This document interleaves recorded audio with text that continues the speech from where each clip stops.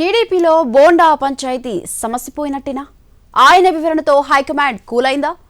ముద్రగడ సంస్మరణ సభ ఎపిసోడ్పై కమిటీ ముందు ఆయన ఏం చెప్పారు?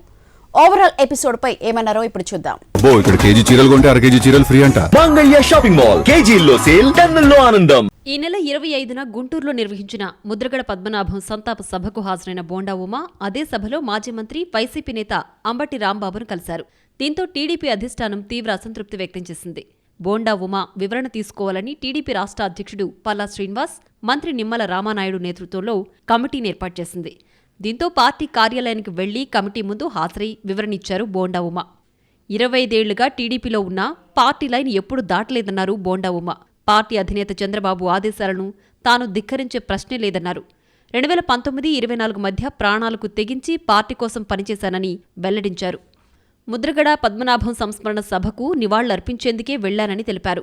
అంబటి రాంబాబు వచ్చి పలకరించారని, తామిద్దరం అందరి ముందే మాట్లాడుకున్నామని స్పష్టం చేశారు. అదేమీ రహస్యంగా జరిగిన సమావేశం కాదన్నారు. అంబటి రాంబాబు ఆయన నేను వెళ్ళిన తర్వాత ఆయన అక్కడికి రావడం జరిగింది. అలాగే ఆయన నా పక్కనే కూర్చున్నప్పుడు ఆయన మాట్లాడాడు, నేను మాట్లాడాను. పార్టీకి వ్యతిరేకంగా బోండా ఉమా మాట్లాడింది లేదు, పార్టీ లైన్ తప్పింది లేదు, చంద్రబాబు గారికి వ్యతిరేకంగా మాట్లాడింది లేదు, మాట్లాడబోడు కూడా బోండా ఉమా. ముద్రగడ సంస్మరణ సభలో బోండా ఉమా చేసిన వ్యాఖ్యలు చర్చనీయాంశమయ్యాయి. సభలో తాను చేసిన వ్యాఖ్యలను సోషల్ మీడియాలో వక్రీకరించారని, కొన్ని దుష్టశక్తులు కావాలనే దుష్ప్రచారం చేశాయని ఆయన ఆరోపించారు. పార్టీకి నష్టం జరిగిందా అనే అంశంపైనే వివరణ కోరారని, కమిటీకి పూర్తి వివరణ ఇచ్చానని స్పష్టం చేశారు. సమన్వయం లోపం తప్ప మరో తప్పు జరగలేదన్నారు.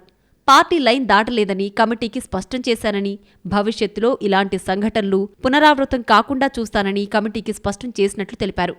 ఇకపై వైసీపీ నేతలు హాజరయ్యే సమావేశాలకు తాను హాజరయ్యేది లేదన్నారు. వాళ్ళతో కూర్చున్నాం, అన్ని విషయాలు అడిగారు, అన్ని విషయాలు చెప్పాం.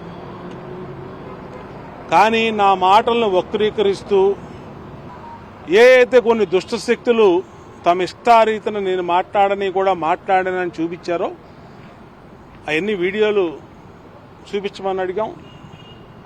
మీరు మాట్లాడలేదని ఆశ్చర్యపోయారు, మాట్లాడలేదని చెప్పాం. దాంతో విషయం వాళ్ళకే అర్థమైంది. త్వరలో సీఎం చంద్రబాబు, మంత్రి లోకేష్ను కూడా కలుస్తానన్నారు బోండా ఉమా. ముద్రగడ సంతాప సభలో ఏ పరిస్థితుల్లో అలాంటి వ్యాఖ్యలు చేయాల్సొచ్చింది, వైసీపీ నేతలను ఎందుకు కలవాల్సొచ్చిందనే అంశాలపై కమిటీ సభ్యులు వివరణ కోరినట్లు తెలిసింది. కమిటీకి బోండా ఉమా వివరణ అయితే ఇచ్చారు. మరి అధిష్టానం ఎలాంటి నిర్ణయం తీసుకుంటుందో చూడాలి.